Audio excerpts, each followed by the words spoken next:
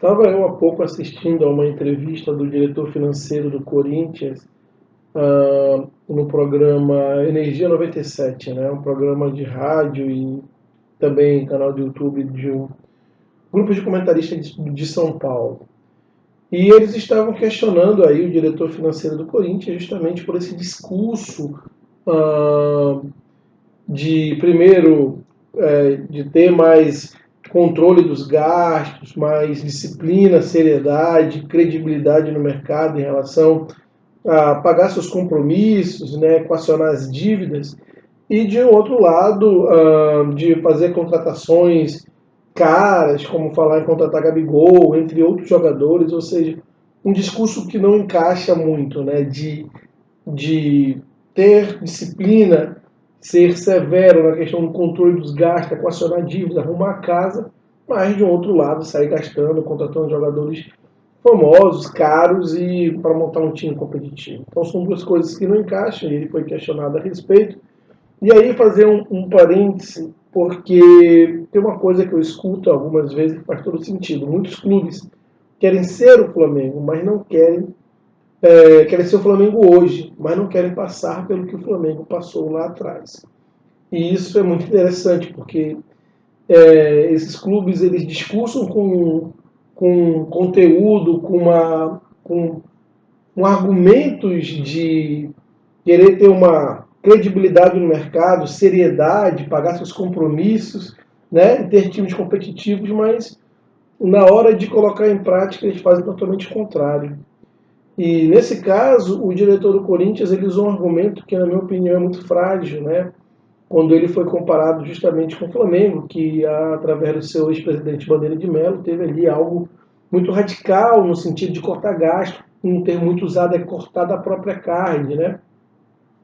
Ele falou que o Flamengo fez um ótimo trabalho, mas que não é possível fazer o que o Flamengo fez no passado, porque naquele tempo as receitas por meritocracia, ou seja, posição no campeonato, não eram tão relevantes, o desempenho esportivo, né, a premiação por desempenho esportivo, não era tão relevante como é hoje. Então hoje o clube não pode se dar o luxo de cortar a própria carne a ponto de não fazer um time competitivo, já que o Flamengo não tinha feito um time competitivo, quase caiu inclusive.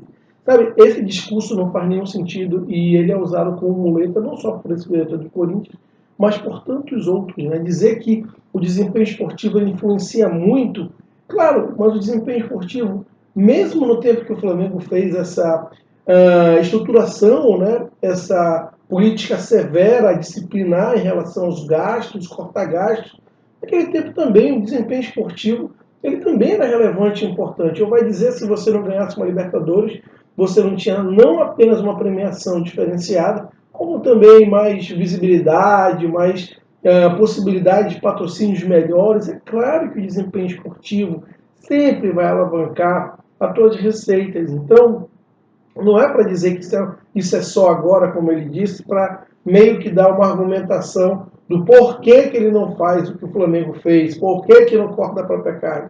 Isso para mim é só uma argumentação, uma desculpa para não fazer a parte difícil do trabalho. Porque, como eu disse, o desempenho esportivo também ele era importante no tempo do Bandeira de Mello, do tempo que o Flamengo fez a sua reestruturação, como sempre foi importante. O desempenho esportivo leva a melhores públicos, né? Cria um engajamento na torcida, eleva o número de sócios, enfim. Não vou aqui ficar elencando porque isso me parece uma coisa muito óbvia.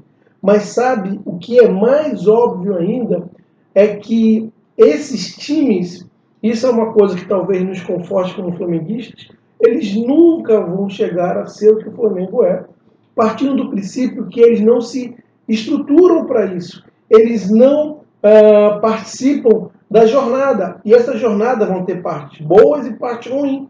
E as pessoas, os clubes, os dirigentes, só querem comer o filé. Roer o osso como o Flamengo roeu, ninguém quer.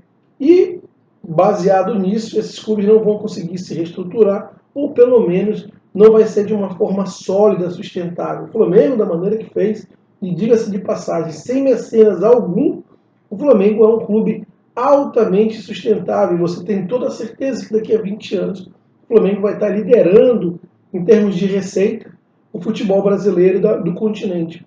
Ao contrário de outros clubes que precisaram usar mecenas, que que também usam de subterfúgios para conseguir montar times fortes, mas nunca se reestruturando. Ou seja, aquela casa de barro que no menor sopro ela cai. Esse é o Corinthians, que usa de discursos, argumentos que não condizem com a realidade para enganar seu torcedor, para vir com um papo de que, não, porque agora é diferente. Não, não é diferente. Você não quer passar pela parte difícil como o Flamengo passou. Mas deixa estar, porque é isso que diferencia o Flamengo e cada vez faz com que esse clube se distancie muito, muito mais em relação aos seus rivais. Não deixe de se inscrever no canal Flamenguista do Norte, é muito importante que se inscreva, deixar aquele like, porque o YouTube entende como relevante esse vídeo e pode distribuir para mais pessoas. Claro, comente aqui se você concordou ou não, o que você achou do conteúdo, gostou. Deixe aqui seus comentários, interaja, compartilhe esse vídeo com seus amigos e até a próxima.